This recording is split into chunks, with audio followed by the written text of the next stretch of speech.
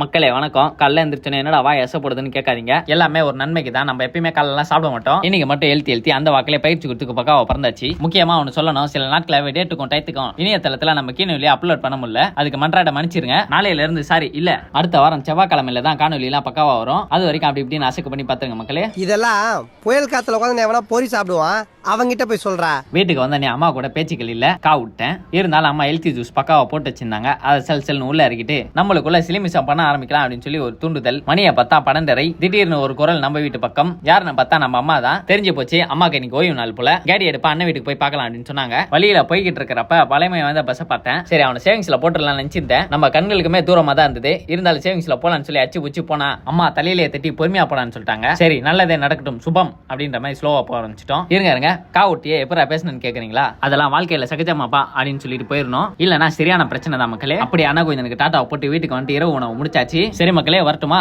Tata bye bye, தனிச்சிருங்க.